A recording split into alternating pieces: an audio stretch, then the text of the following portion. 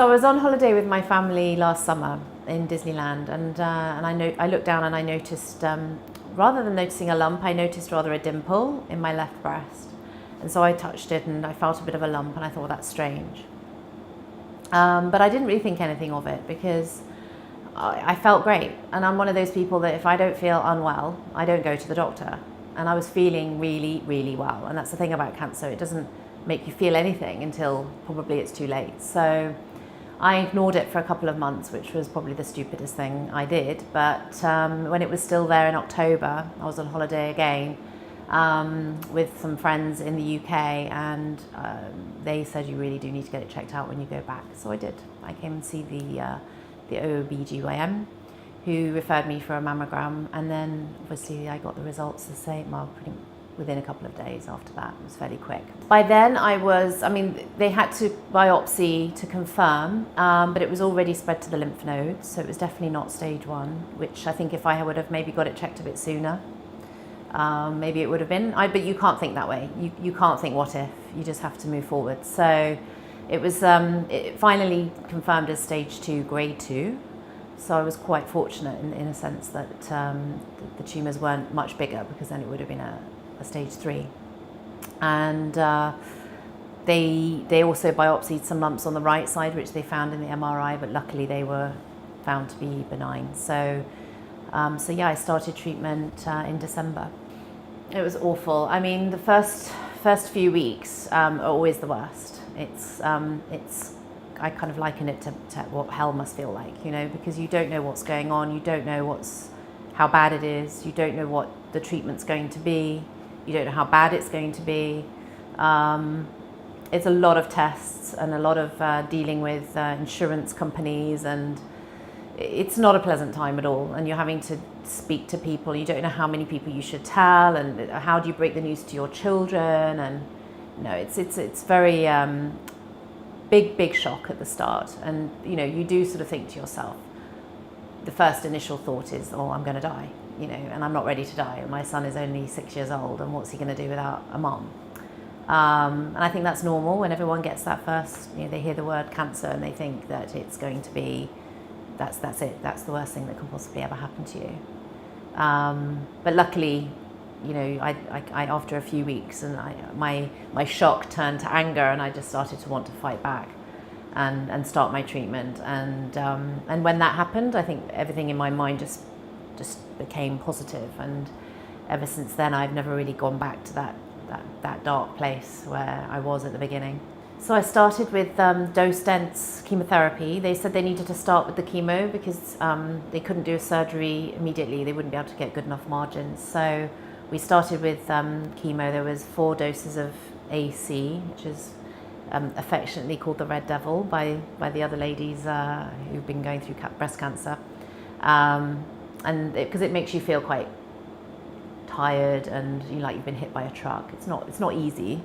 But to be honest with you, where I was expecting a lot of nausea and a lot of my head down the toilet, it wasn't like that at all. I was lucky. I think some people do get worse side effects, but for me it was more just the tiredness. So I had 4 lots of AC and then 4 lots of Taxol, which I also took dose dense. Some people thought I was crazy, but I wanted to get it over and done with a lot faster, and this meant that I could get it done in 8 weeks instead of 12.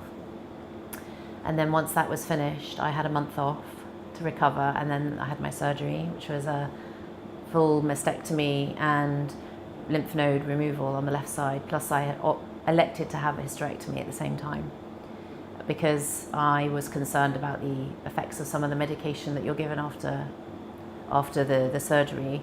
And obviously there is a big link between breast cancer and ovarian cancer, so I thought I'm not going to have any more children at this point in my life, so it made sense to have that done as well.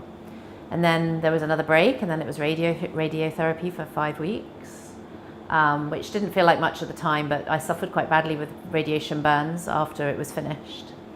And then once that cleared up, now it's kind of the easy stuff. It's Herceptin, which is an immunotherapy drug, and Arimidex, which is hormone therapy, and then oral chemo as well. My oncologist basically told me the kind of bad news after the surgery was that the cancer had changed from a grade 2 to a grade 3, which meant it had become more aggressive. And because it had been in the lymph nodes, there was a chance that it could have spread at any point. So oral chemo is the preferred course now to reduce the risk of it coming back as stage 4. I mean, it's changed forever in so many ways. I will never be the same again, but that's not necessarily a bad thing. I mean, yes, my life is now all about taking drugs and having side effects and coping with side effects and having follow-ups every 6 months, and always in the back of your mind, whenever you have a pain or a lump or something, there's going to be that fear that it's come back, which isn't going to be easy. But on the plus side, I've become a person now that I don't get easily upset by silly things. I don't, like I say always to my friends, I don't sweat the small stuff anymore. Your whole perspective in life changes. You know what's important. I've cut back on my number of hours that I work each day. I spend more time with my son.